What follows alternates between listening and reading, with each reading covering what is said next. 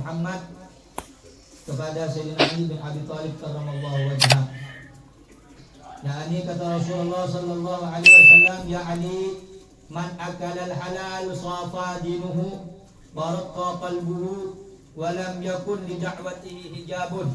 Wahai Ali, barang siapa yang makan dari makanan yang halal safa dinuhu, maka agama orang tersebut akan menjadi bersih.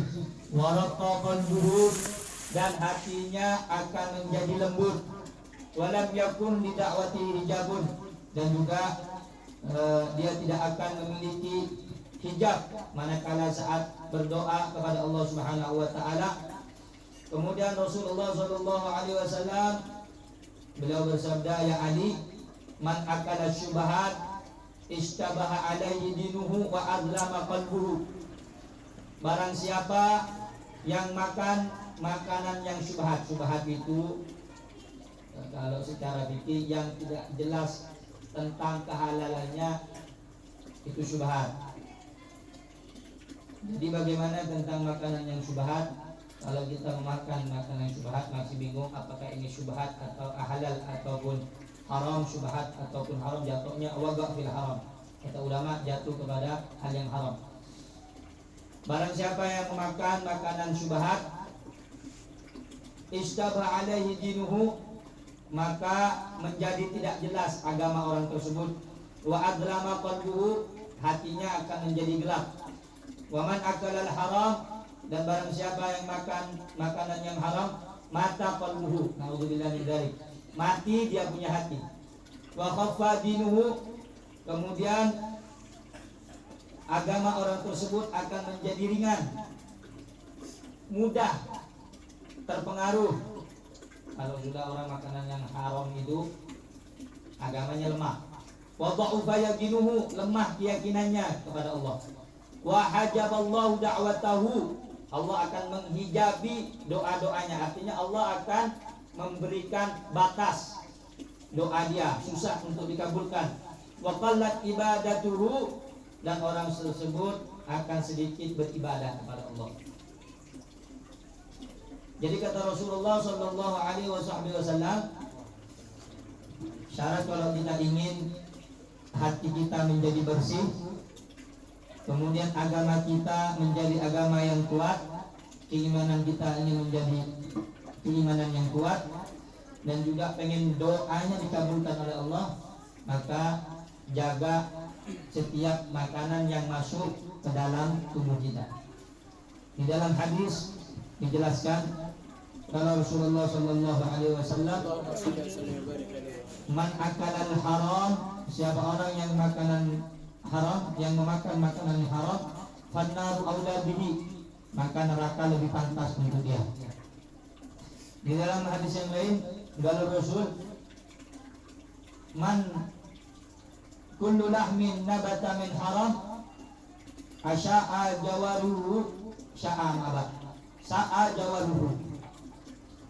Barang siapa yang memakan makanan haram, setiap daging yang tumbuh daripada makanan-makanan yang haram, maka tubuh tersebut akan berbuat jelek.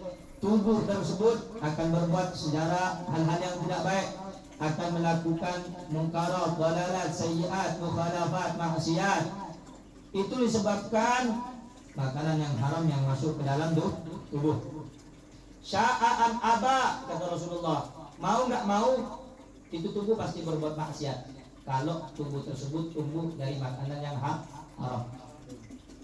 Sehingga tidaklah anggota tubuh kita ini bergerak, melangkah, memegang, mencium, merasakan menggunakan lidah, mencium menggunakan hidung, mendengar menggunakan telinga, menggapai menggunakan tangan, berjalan menggunakan kaki, melihat dengan kedua bola mata.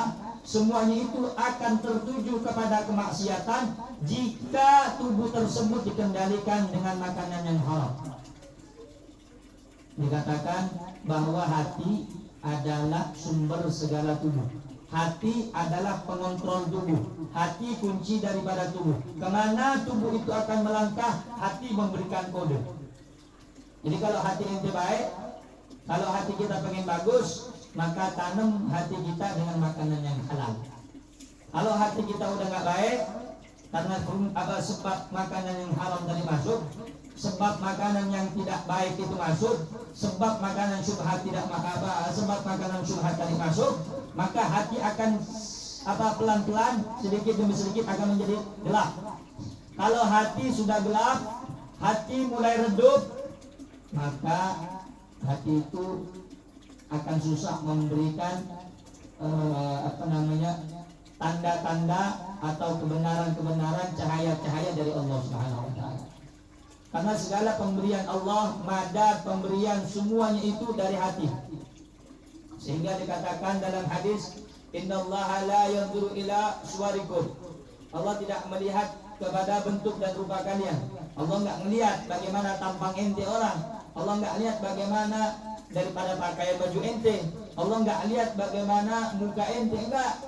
Tapi yang Allah lihat, walakin yanzuru ila qulubikum wa niyatikum. Allah melihat hati ente orang. Allah melihat niat ente orang. Kalau niat dan hati ente baik, baik datang ke majelis, baik ketika berhadapan dengan guru, baik saat membaca maulid, baik dalam keadaan membaca wirid. Kalau niat ente baik semuanya, maka pemberian yang Allah berikan lebih besar daripada kesusahan dan kecapean ente saat ente hadir di majelis. Makanya segala sesuatu itu dinilai dari hati. Walaupun kita poles, kita punya muka, casing, ibarat kalau HP casingnya bagus, casingnya iPhone, tetapi HP dalamnya Xiaomi, nggak ada harganya. Cuma casing aja yang bagus. Sama seperti manusia, kalau cuma keindahan tubuh saja yang dihias, keindahan jasad saja yang dihias, tapi hati tidak pernah diperhatikan, hati tidak pernah dihidupkan. Bagaimana menghidupkan hati? Bagaimana menghidupkan hati yang sudah mulai redup, sudah mulai mati? Hidupkan hati dengan zikrullah. Hidupkan hati dengan mengingat Allah. Ala bidzikrillah tatma'innul qulub. Ingatlah, ketahuilah, hanya dengan mengingat Allah hati menjadi tenang, hati menjadi hidup. Berapa banyak orang-orang di luar sana pengen punya hati tenang, mereka kaya, punya kekayaan lebih, tetapi ketenangan hatinya punya. Kenapa? Sedikitnya mereka ingat kepada Allah Subhanahu wa ta'ala. Alhamdulillah, walaupun Anda hadir nih majelis-majelis yang sederhana ini, ente datang nggak punya uang, tapi ente datang, ente hatinya tenang, jauh lebih baik ketimbang orang yang banyak harta tapi hatinya tidak tenang. Karena ketenangan itu tidak dinilai dengan banyaknya harta, banyaknya pengikut, banyaknya orang yang mencintai, tingginya popularitas, dikenal orang. Nggak menjamin itu semua. Ketenangan itu manakala saat Anda hidup, Anda tenang, Anda nyaman, Anda tentram, ibadah tenang, kerja tenang, saat bersama keluarga tenang. Itulah kenikmatan dalam dunia. Di antara kenikmatan dunia itu adalah orang hidup di dunia dalam keadaan tenang. Ada orang kaya, mereka nggak tenang hidupnya, dikit-dikit ditelepon sama bos, dikit-dikit bayar hutang, nggak tenang, seakan-akan dikejar-kejar oleh hutang. Wal iyadu billahi min dzalik. Cukup hidup sederhana saja, cukup hidup apa adanya saja. Jangan kita berkhayal ingin seperti orang lain. Belum tentu orang lain itu menikmati apa yang dia hasilkan, apa yang dia dapatkan. Bahkan kebanyakan kita ingin menjadi orang kaya, padahal orang kaya pengen seperti kita. Cuma kita nggak tahu. Banyak orang-orang di luar sana yang kaya itu, andai kata saya seperti dulu lagi, saya tenang. Banyak. Tetapi kita yang dibawa, coba saya kaya, coba saya punya ini. Begitulah manusia. Oleh karena itu, kata Rasulullah, fungsi adanya hati ini untuk mengontrol, untuk menjaga, untuk membimbing seluruh jawarih, seluruh anggota tubuh kita ini. Makanya Rasulullah SAW bersabda, ala inna fil jasadi mudghah. Ketahuilah bahwa di dalam jasad itu ada segumpal daging. Idza saluhat sairu amali jasadih. Kalau daging itu baik, baik seluruh jasadnya ente orang, dari ujung rambut sampai ujung kaki baik. Wa idza fasadat sairu jasadi. Tapi kalau daging itu nggak baik, daging itu buruk, daging itu berpenyakit, rusak ente punya badan. Apa itu? Ala wahyal qalb. Ketahui daging segumpal darah itu adalah hati. Kalau hatinya baik, baik. Kalau hatinya rusak, rusak. Orang dapat rezeki beli motor, hatinya sakit, sakit. Hasud, iri, dengki. Orang itu nggak dilihat dari keindahan fisik, tapi hati. Oh, kalau ada orang-orang yang diberikan oleh Allah keutamaan kelebihan tentang dunia, kemudian kita hasud, timbul rasa nggak suka, hati-hati. Berarti ente punya hati udah mulai sakit. Al-Imam Abdullah Al-Haddad mengatakan cara pengen tahu, biar kita ini tahu apakah hati kita ini sakit atau tidak, lihat cek. Kalau suka baca Quran masih belum, masih bagus hatinya. Tapi kalau udah malas baca Quran, malas datang ke pengajian, malas untuk dekat dengan ulama, apalagi sampai punya suudzon, punya buruk sangka kepada ulama, apalagi membenci ulama, apalagi benci kepada majelis-majelis taklim, berarti hatinya sakit. Hati-hati makanya, karena hati ini tidak bisa dilihat. Cuman hati ini, badan ini dikatakan, jasad ini adalah gambaran apa yang ada di dalam. Paham maksudnya? Tubuh kita ini gambaran apa yang ada di dalam. Kalau tubuh kita ini berperilaku baik, sopan santun, itu mencerminkan hatinya bagus. Tapi kalau sudah tubuh kita mencerminkan gak baik, suka ganggu orang, suka fitnah orang, suka zalimi orang, suka daripada berbuat tidak adil kepada orang, suka ingin tahu urusan orang, itu gak boleh. Itu menunjukkan cerminan hati. Jadi kalau pengen tahu hati orang itu baik atau tidak, dilihat daripada kalau pengen tahu hati orang itu baik atau tidak, dilihat daripada tubuhnya. Bagaimana tubuhnya bergerak? Kalau tubuhnya bergerak baik, insya Allah hatinya baik. Tubuhnya suka datang ke ulama, tubuhnya suka datang ke majelis taklim, insya Allah itu orang hatinya baik. Nah, bagaimana cara untuk memperbaiki hati? Cara untuk memperbaiki hati dengan memakan makanan yang halal. Nah, jadi segala sesuatu itu tergantung dari makanan yang halal. Nah, oleh karena itu dikatakan juga bahwa harta yang dicari oleh kita, lihat dulu penjelasannya halal apa enggak. Kemudian dicari, Habib bagaimana harta yang baik. Ini dikatakan oleh Al-Habib Abdullah Al-Haddad, ad-dunya mahmudah, dunia yang baik, harta yang baik, hiya allati yasiru biha ila fi'lil khair. Harta yang baik, rizki yang baik adalah rizki yang menghubungkan engkau kepada perbuatan yang baik. Au yanju biha min fi'li syarrin, atau menjauhkan engkau, menyelamatkan engkau dari perbuatan yang jelek. Kalau dulu kata anak punya guru, malul haram, harta yang jelek, harta yang haram, yarji haitsu ata. Dia akan kembali kepada jalan di mana dia dapatkan, di mana dia didapati. Jadi kalau kita mendapatkan harta yang haram, harta itu akan kembali kepada jalan yang kita dapatin. Maksudnya, misalnya kita pengen tahu harta itu halal atau tidak, lihat kemana harta itu membimbing kita. Kalau dibimbing ke tempat maksiat, berarti duit yang kita dapat itu, harta yang kita dapat itu kebanyakan pasti haram. Tapi kalau dibuat untuk walaupun 2.000, tapi untuk bantu orang, itu rezeki halal insyaallah.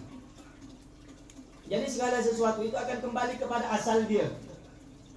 Mana mungkin iblis itu walaupun didandani macam ganteng macam mana, dia tetaplah kembalinya ke api, karena dia terbuat dari api. sebagus-bagusnya setan menjelma, tetap buruklah muka dia. Karena aslinya memang buruk.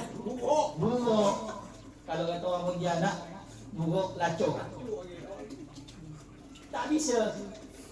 Begitu juga harta yang haram akan kembali kepada jalan yang haram. Kalau harta yang baik akan kembali kepada jalan yang baik. Makanya kata Al-Habib Abdullah Al-Haddad tadi, dunia itu apa, Bib? Karena kita ni bingung. Sikit-sikit orang bilang tinggalkan dunia. Kita ni tinggal di dunia sekarang, bagaimana kita meninggalkan dunia? Katanya kalau lagi sholat jangan mikirkan dunia. Dunia itu apa, Bib? Al-Imam Ali bin Abi Thalib mengatakan, dunia itu segala sesuatu yang membuat kau lupa kepada Allah, itu dunia. Anak buat kita lupa kepada Allah, dunia. Makanya Allah bilang dalam Al-Quran, ya ayyuhalladzina amanu la tulhikum amwalukum wala auladukum an dzikrillah.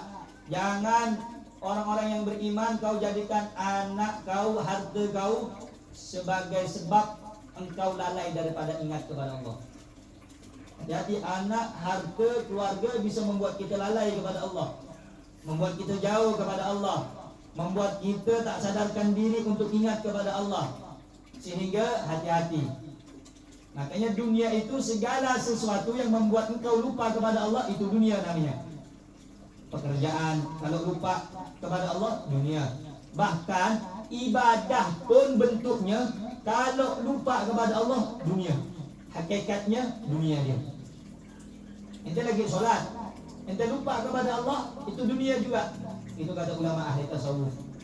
Masa orang ibadah bisa lupa kepada Allah? Kata Sayyidina Ali tadi, kaidahnya apa? Segala sesuatu, baik itu bentuknya dunia atau bentuk akhirat, maka itu adalah dunia. Paham ya? Segala sesuatu, anak pernah baca dalam satu kitab itu, anak lupa ibaratnya. Segala sesuatu yang bersifat akhirat, kalau dia melalaikan kepada Allah, itu dunia. Dan segala sesuatu yang bersifat dunia tapi ingat kepada Allah, maka itu bentuknya akhirat. Paham maksudnya itu? Tak paham? Akhirat, ya tadi ente sholat, ente lupa kepada Allah, itu kan sifatnya akhirat. Tapi kalau ente lupa kepada Allah, hakikatnya itu dunia. Tapi kalau ente dunia cari harta tadi, sifatnya dunia, ya kan? Sifat harta tadi dunia. Tapi kalau ente gunakan untuk bantu orang lain, untuk membangun pesantren, untuk membantu orang yang lemah, untuk memberikan infak fakir miskin, itu sifat yang sementara dunia tadi akan menjadi hakikatnya akhirat. Karena dikatakan di dalam satu perkataan, apa-apa yang ada pada dirimu yafna, akan fana, dan apa-apa yang ada di sisi Allah akan kekal selama-lamanya. Maksudnya apa? Harta yang kita punya selamanya enggak bakal akan menjadi milik kita. Tetapi harta kita yang mana? Harta kita itu manakala ada di sisi Allah. Bagaimana cara menjadikan harta itu akan kekal? Menjadikanlah untuk hal-hal di jalan Allah, untuk membantu santri, untuk membantu orang yang kelaparan, untuk memberi bantuan kepada orang yang membutuhkan bantuan. Kalau ente jalankan itu, harta ente akan kekal di sisi Allah. Misalnya ente punya duit 100 juta yang ente gunakan untuk bantu orang lain, bantu sesama muslim cuma 1 juta. Berarti 99 juta itu bukan milik ente. Karena itu di dunia akan hancur, akan habis, akan diambil keturunan ente. Harta ente kapan? Yang tadi 1 juta tadi. Itulah yang akan nolong nanti di akhir. Nah, katanya Al-Habib Abdullah Al-Haddad, dunia itu dibagi menjadi 3. Ingat ya, dunia itu adalah segala sesuatu yang membuat engkau lupa kepada Allah. Kalau bentuk akhirat saja lupa kepada Allah itu dunia, apalagi bentuk dunia lupa, dosa ente.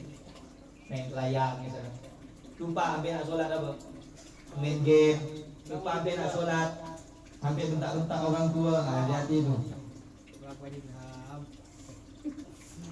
Jadi kata Imam Abdullah Al-Haddad, dunia itu terbagi menjadi 3. Yang pertama, dunia yang membuat engkau semakin dekat kepada akhirat, itu dunia yang bagus. Yang kedua, dunia mubah. Dunia mubah itu gak nyuruh kau, ngajak kau meninggalkan apa yang diperintahkan Allah, tidak juga ngajak kepada hal yang dibenci oleh Allah, yakni maksiat. Itu dunia mubah. Ada dunia yang bagus, ada dunia yang mubah. Dunia yang terpuji adalah dunia yang mengajak kau kepada ketaatan, meninggalkan kemaksiatan. Itu dunia yang mahmudah, yang terpuji. Kemudian yang nomor 2, dunia mubahah. Enggak gak terpuji, enggak gak jelek, tengah-tengah dia nih. Macam mana tuh tanda-tandanya? Dunia yang tidak mengajak kau meninggalkan perintah Allah, tidak gak mengajak kau kepada kemaksiatan. Itu mubah. Yang ketiga, dunia yang dilaknat oleh Allah, dunia yang jelek. Dunia yang jelek itu seperti apa? Dunia yang mengajak kau mengerjakan kemaksiatan dan mengajak kau meninggalkan ketaatan. Jadi dunia ada berapa?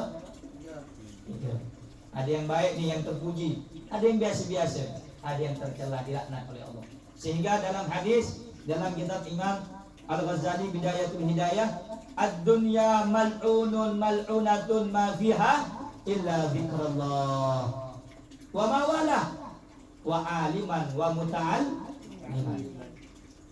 Dunia ini terkutuk, dunia ini tercela, dunia ini binasa, dunia ini tempat orang-orang lalai, dunia ini tempat orang-orang yang rugi. Wa ma fiha, dan apa-apa yang di dalamnya terkutuk semuanya. Illa zikrullah, kecuali orang yang ingat kepada Allah atau sejenisnya. Ya, seperti kita ini duduk di majlis, atau orang yang lagi di masjid, atau orang yang lagi duduk dengan ulama, itu tidak termasuk golongan orang-orang yang dilaknat oleh Allah yang berada dalam dunia. Kemudian orang-orang yang selamat daripada dilaknat oleh Allah yang ada di dalam dunia, wa aliman, orang alim, wa muta'alliman, orang yang mencari ilmu. Maka beruntung ente orang, walaupun tempatnya jauh, capek, ngantuk, kelamaan lah, ente orang duduk di tempat ini, satu, ente sudah aman daripada termasuk orang-orang yang dilaknat oleh Allah. Yang kedua, ente saja datang wala paham, ente gak paham yang disampaikan, kemudian ente gak fokus dengan yang disampaikan.